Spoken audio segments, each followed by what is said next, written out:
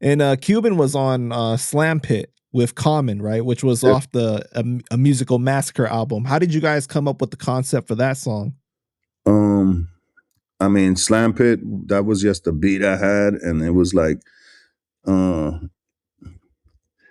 um, I had the hook, the Nas hooks, slamming MCs on cement or some shit, slamming MCs on cement. So we was like, fuck it, Slam Pit, you know. But yeah.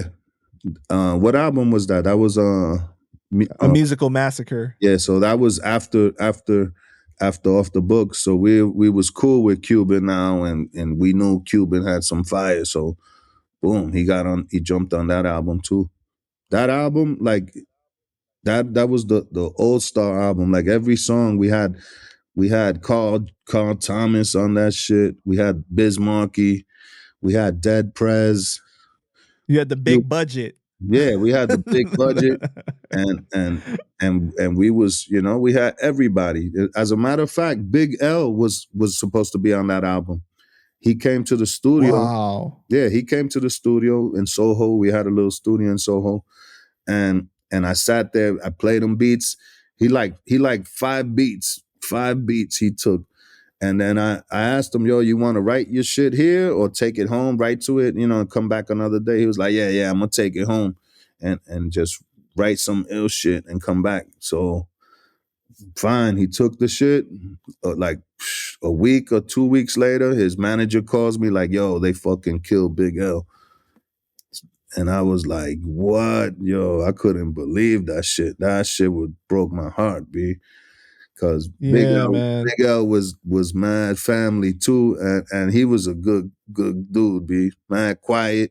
He was a quiet dude, Big L was a quiet dude. He didn't talk too much, but he was like, he was always observing and shit. But yeah. And to think that if he had just wrote it there with you guys, Yeah. that it would have ended up on the album. Yeah, it was that close. Yeah, like he actually took the beats and he was writing to them shit. Who knows? He probably already had some shit ready. Do you remember which beats that he took? Like, did they end up becoming songs? I mean, yeah, there was probably songs that we used, like a lot of those beats, So for Slam Pit though, right? Was Cuban on there first or was Common on there first? Because that's an interesting pairing of those two MCs. Yeah, I mean, we didn't care back then. We was just throwing motherfuckers in the studio. If you was there with us, yo, get on that shit. Yeah.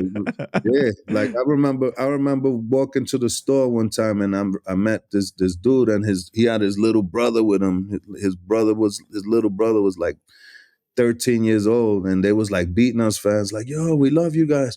And I was like, yeah, just come up to the studio with us.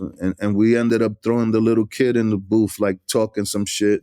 We would always do that. Like just whoever's in the studio in the sessions, we would throw them in there and just, so a lot of records got. So real spontaneous. Yeah, it right? was nothing planned. Like the song with Grand Puba, he was working across the hallway and we was like, yo, come check this beat out.